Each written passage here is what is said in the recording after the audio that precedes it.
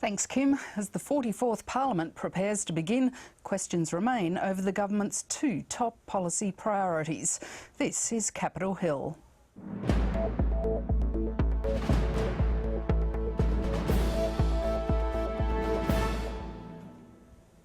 Welcome to the program. I'm Lyndal Curtis. It was the simplest of slogans, but it's proving less than straightforward to implement. The Coalition has long promised to stop the boats, and it says it is succeeding. But part of its aim was to return asylum seekers rescued to Indonesia, rather than take them to Christmas Island. It has worked that way twice. But twice Indonesia has refused to accept them, most recently over the weekend. The Prime Minister says under international law, the country has an obligation to take those rescued in its search and rescue zone. And the Immigration Minister says there's no real rhyme or reason for the latest decision by Indonesia.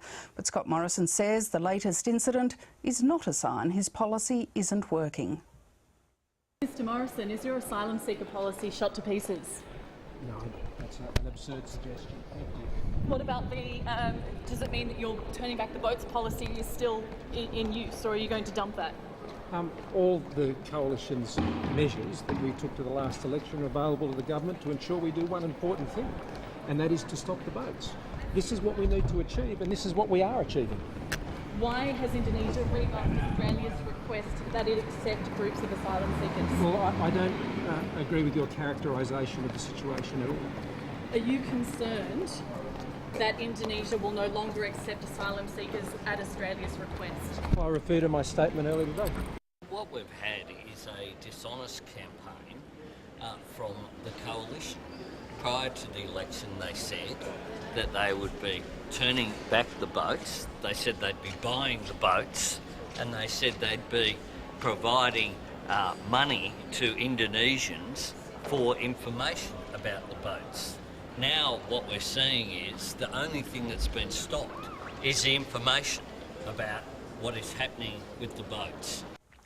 The opposition and the Greens have questioned the government's tight control on information presented to the public about asylum seeker interceptions. The government refuses to comment on any matter it sees as operational and chooses, for the most part, to give updates just once a week. The Greens will move to try to extract more information from the Immigration Department than the government's willing to provide. I spoke earlier today to the Greens immigration spokeswoman, Sarah Hanson-Young. Sarah Hanson-Young, welcome to ABC News 24. You're going to move in the Senate for the Immigration Department to produce documents. What documents do you want? What we want to see is reports in relation to any on-water transfers, that is turnbacks, any operations in relation to interceptions at sea, and the details of those particular incidents. We know that Scott Morrison and the government are not being upfront with the Australian people. We knew that from the beginning, and now it's been confirmed by the Jakarta Post and the Indonesian officials. It's just simply not good enough to have the Australian government running away from being upfront with the facts. But given the attitude that the government has taken towards these matters, isn't it open to the department to say these are operational matters and we won't be commenting on them? And the wonderful thing about our system of government and our parliament is that the Senate has the power to force governments to put documents, reports and information on the table. It's a decision of the Senate. I appeal to the Labor Party today in their caucus meeting. Think very carefully about what lengths we're going to have to go to make sure this government is transparent with the Australian people. This is, we shouldn't have to do this, Lyndal. The minister should be able to be upfront with what's going on. Fact is, they're a bit embarrassed that their policy is in tatters. Their turn-back policy in total tatters, and they don't want anyone to know. But what actually does the Senate have the power to do, given Mr Morrison is a minister in the House of Representatives? You can't order him to do anything. What do you actually have the power to order the department to do? The Senate has the power to order departments and the executive to put on the table in the Senate documents as per requested. So what we're saying is within 24 hours of an incident, this would be a rolling order for production of documents. So whenever an incident occurs, 24 hours later, there must be a report tabled to the Senate. Look, it's going to be an interesting debate in the chamber. I'll put forward the motion tomorrow, and we'll have the debate on Thursday. But, you know, again, we shouldn't have to do this. The Minister and the government should be upfront with the Australian people, upfront with the Parliament. The fact that we have to move this motion, which of course the Senate has the power to do, but the fact that we have to move it just says volumes about the lack of transparency in the Abbott government. That was the Greens Senator Sarah Hanson-Young. Now to today's panel. Joining me in the studio are Labor's Rob Mitchell and the Liberal Senator Zed Seselja. Welcome to you both. Thanks, Lyndal. If we can start on the issue of asylum seekers, Zed, why can't information be given out? What is it about operational matters that is stopping the information coming out? Well, I think as Scott Morrison's made very clear, we don't want to alert people smugglers to how things are occurring, to what the Australian government is doing to stop the boats. We're implementing a policy, and I think that if you look at the stats, that policy has been implemented with a fair degree of success. But don't you want also the people smugglers to get the message of what's happening, and can they get the message if the message isn't being given out? Well, I think the numbers will tell the story, Lyndal, that as we're seeing a trickle at the moment of boats, I think there was an entire 3-week period where there wasn't any boats. I don't think that happened at all under the Rudd or Gillard governments. So we're seeing weeks go by without a boat. They haven't stopped yet, but they are significantly... because the ABC understands 2 boats have arrived in recent days. But they are significantly slowing. So I think a 75% drop since Operation Sovereign Borders was put in place. So that's the record, and I think that in comparison to what we inherited, things are improving significantly at a significant rate. And so I think the people smugglers are seeing that they face a government that has far more resolve than the previous government, and I think that's the biggest difference. Rob, the Greens are going to try in the Senate to order the Immigration Department to produce documents outlining what is happening, say a day after an asylum seeker boat is intercepted. Will Labor support that? Oh, I haven't seen exactly what they're talking about, but the interesting thing that what we have seen is we've seen the new government come in and it's just failed on everything. We've got the, you know, first we were talking about stopping the boats, then towing back the boats, all these things, and they've all failed.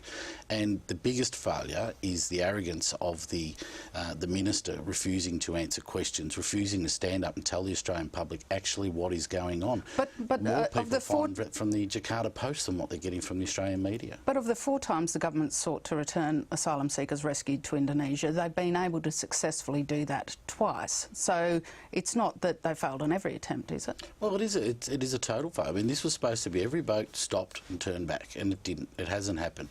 The tow back's gone. The buy back's gone. You know, before the election, there was all the chest beating about we're going to buy all the Indonesian boats, which is probably one of the most silliest things I've ever heard in politics right across the board. Sure. And what we're seeing is a government that's in tatters because they can't get their policies right, and this is putting people's lives and our Navy personnel at risk. These are pretty desperate comments from the Labor Party, and we're hearing them not just from Rob but from Bill Shorten and others that somehow it's failed when you've cut boat arrivals by 75%. He's firstly confusing the difference between search and rescue and turnarounds, and secondly, he's ignoring the results. You know, it's not about whether or not Labor likes the way we're going about it. We're not going to take advice from a government that completely failed on this issue. Let's face it, they had a number of failings, but opening up the flow of asylum seekers was high up on the list. We are getting about the business of stopping them, and the Labor Party turns around and says, well, we haven't stopped them immediately, but we've made significant inroads to fix the problems that Labor left us. I don't think the Australian public would be disappointed. We might move on now. At 9 o'clock on Wednesday morning, the government will present to the Parliament its legislation to repeal the carbon tax. Labor will only vote for it if it's replaced with an emissions trading scheme. The government believes eventually Labor will back down and support the passage unconditionally, but a Labor frontbencher says no. Well, they'll be disappointed if they believe that the Labor Party, after almost 20 years arguing for a market-based mechanism for constraining carbon, will now roll over on that and allow Tony Abbott to scrap that proposal. His direct action plan, so-called, is ineffective. No one supports it, no scientists, no economists. He should just accept that he has the same greenhouse gas reduction target as do we, and he should get on board with the rest of the world and help us implement a market-based mechanism. Rob, can you see any circumstances in which Labor will change its mind? No, and nor should we. This has been something that's been vitally important to this nation and to the world's future. This is about ensuring that we cut pollution, and that's what we've always been on about. We've gone to 3 elections with it. The Liberal Party went to an election with it. The Liberal Party signed up and agreed to an emissions trading scheme, but then, as usual, when it push come to shove, they backed down. Now, this is about protecting our children's future and the future of Australia, and we will be very firmly ensuring that we have an emissions trading scheme, which is exactly what we've always pushed for. Zed, do you know on what is the government's hope based that Labor will eventually change its mind and allow the carbon tax repeal through the Senate? Well, common sense, Lyndal, suggests that a party that's just suffered a massive defeat at an election would actually take heed of what the community has told them. The community has told them they don't want a carbon tax. They want the carbon tax repealed. We want to see electricity prices come down. We want to see gas prices come down. We want to see the 1,000 pages of legislation which provides a regulatory burden on business taken away. The Labor Party said at the last election that they would terminate the carbon tax. So what they are saying is... Can you just continue on with the rest of the sentence? What they are saying... An emissions trading scheme? Well, if I can finish. So what they're saying is they could go to 2 elections promising to repeal a carbon tax and go back on their word in 2 subsequent elections. This would be a betrayal but as of Rob the Australian said, people. they've retained a commitment to an emissions trading scheme throughout that process. All along. And you guys said it in 2 elections. They're going to have a choice as to whether they vote to repeal the carbon tax.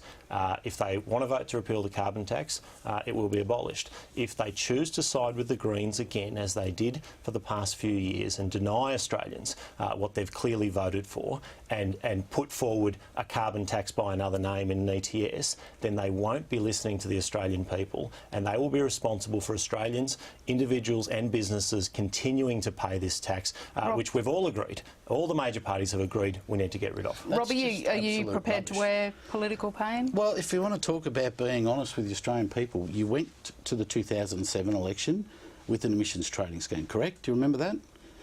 Yes? You went to the 2010 talking about pricing carbon. Now you're saying, oh, we've got a mandate. Well, no, you haven't got a mandate, and you should respect the mandate that we were given over 2 elections to put an emissions trading scheme in place, which you backed down. You came into the Parliament, you shook hands, yes, we're going to do this, and then you lied. Okay, we might move on. You lost the election, Rob, and the people voted. The people voted. So why didn't you? The people voted to get rid of the carbon tax. Okay, so you're going to go to the people of McEwen and say, we might I move want to on keep now, your because electricity prices I did want to talk about the question, the changes made to parliamentary entitlements.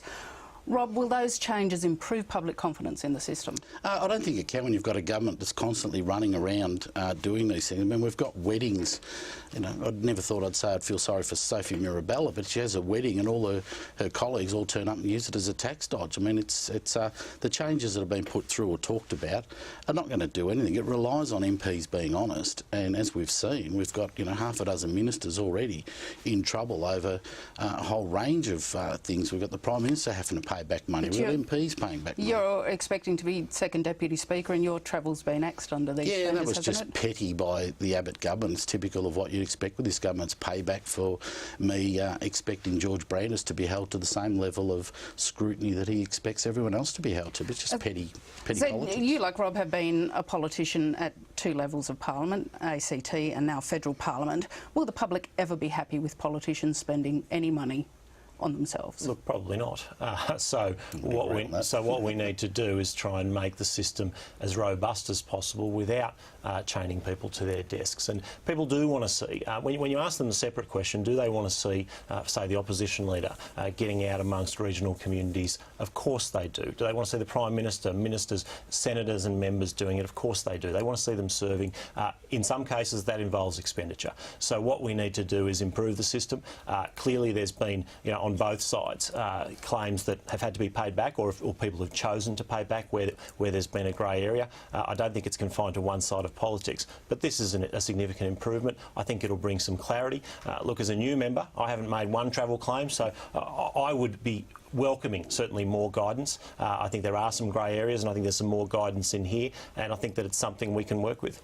Rob, just finally, you lived through the last Parliament. Are you expecting the Parliament that gets underway tomorrow to be more approaching normal, more approaching what we used to be have been used to seeing up until 2010? Well, look, I'd like to hope so, but I know that from our side, with Bill Shorten as leader, we won't see the carry-on and the negativity and the screeching that we've seen in the last Parliament. So I think already we're going to be 3 steps ahead of where we were in the last Parliament, undoubtedly. On that note, Rob Mitchell and Zed Seselja, thank you very much for your time today. Thanks, Lyndal. Thanks, Rob.